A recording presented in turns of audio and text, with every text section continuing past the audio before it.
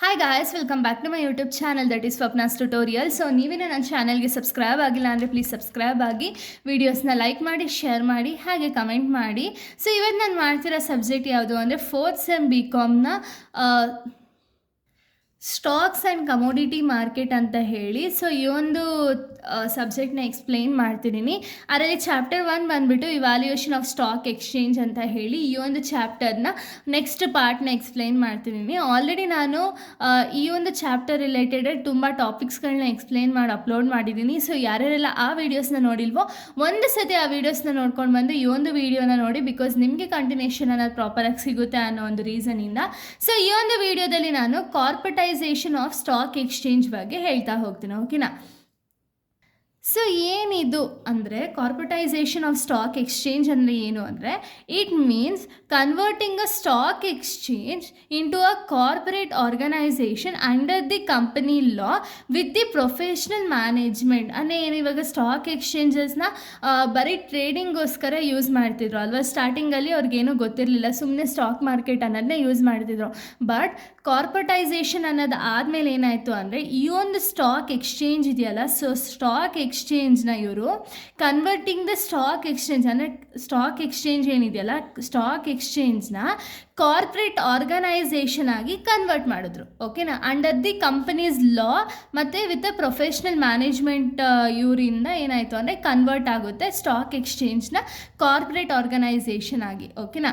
So ಇದರಲ್ಲಿ ಏನೇನೆಲ್ಲ ಆಯಿತು ಅಂದರೆ converts the stock exchange into a corporate entity. ಅಂದರೆ ಏನು, ಇವಾಗ ಇದನ್ನು ಯಾಕೆ ಮಾಡಿದ್ರು ಅಥವಾ ಕಾರ್ಪೊರೇಟೈಸೇಷನ್ ಅನ್ನೋದು ಯಾಕೆ ಆಯಿತು ಅಂದರೆ ಟು ಕನ್ವರ್ಟ್ ಮಾಡೋದಕ್ಕೆ ಸ್ಟಾಕ್ ಎಕ್ಸ್ಚೇಂಜ್ನ ಕಾರ್ಪೊರೇಟ್ ಎಂಟಿಟಿ ಆಗಿ ಕನ್ವರ್ಟ್ ಮಾಡೋದಕ್ಕೆ ಅಥವಾ ಕಾರ್ಪೊರೇಟ್ ಆರ್ಗನೈಸೇಷನ್ ಅನ್ನೋದನ್ನ ಕನ್ವರ್ಟ್ ಮಾಡಬೇಕು ಅನ್ನೋ ಒಂದು ರೀಸನ್ಗೆ ಕಾರ್ಪೊರೇಟೈಸೇಷನ್ ಅನ್ನೋದಾಯಿತು.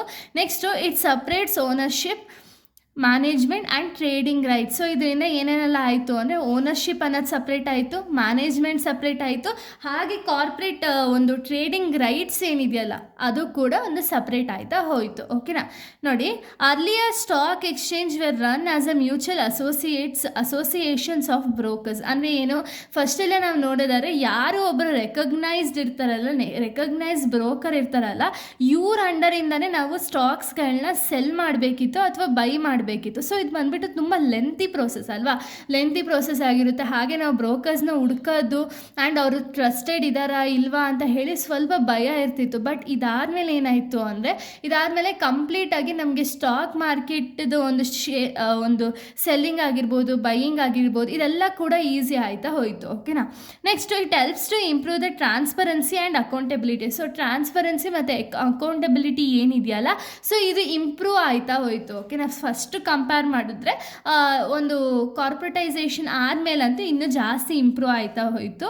Next it increases the investor protection and confidence. ಅಂದರೆ ಏನು, ಇಲ್ಲಿ ಇನ್ವೆಸ್ಟರ್ಸ್ಗೆ ಒಂದು ಕಾನ್ಫಿಡೆನ್ಸ್ ಮತ್ತು ಪ್ರೊಟೆಕ್ಷನ್ ಅನ್ನೋದು ಇನ್ಕ್ರೀಸ್ ಆಯ್ತಾ ಹೋಯಿತು. ಅಂದರೆ ಇಲ್ಲಿ ಫಸ್ಟ್ ಆಗಿದೆ ಬ್ರೋಕರ್ಸ್ ಅಂಡರ್ ಇರ್ತಿತ್ತು, ಮ್ಯಾನ್ಯುವಲ್ ಆಗಿರ್ತಿತ್ತು.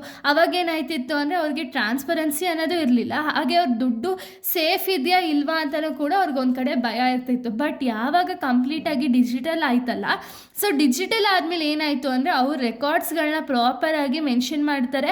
ಸೊ ಇದರಿಂದ ಏನಾಗುತ್ತೆ ಅಂದರೆ ಇನ್ವೆಸ್ಟರ್ ಕಾನ್ಫಿಡೆನ್ಸ್ ಏನಿರುತ್ತಲ್ಲ, ಅಂದರೆ ಇವ್ರ ಮನಿ ಸೇಫ್ ಆಗಿದೆ ಅಂತ ಹೇಳಿ ಅವ್ರಿಗೊಂದು ಟ್ರಸ್ಟ್ ಅನ್ನೋದು ಬಿಲ್ಡ್ ಆಯಿತು. ಅಂದರೆ ಅವಾಗ ಏನಾಗುತ್ತೆ ಅಂದರೆ ತುಂಬ ಜನ ಇನ್ವೆಸ್ಟ್ ಮಾಡೋದಕ್ಕೆ ತುಂಬ ಎನ್ಕರೇಜ್ ಮಾಡ್ತಾರಲ್ಲ. ಸೊ ಅದಕ್ಕೆ ಏನಾಯಿತು ಅಂದರೆ ಇಲ್ಲಿ ಇನ್ವೆಸ್ಟರ್ ಪ್ರೊಟೆಕ್ಷನ್ ಅನ್ನೋದಾಯಿತು, ಹಾಗೆ ಕಾನ್ಫಿಡೆನ್ಸ್ ಅನ್ನೋದನ್ನು ಕೂಡ ಇನ್ಕ್ರೀಸ್ ಆಯ್ತಾ ಹೋಯಿತು, ಓಕೆನಾ.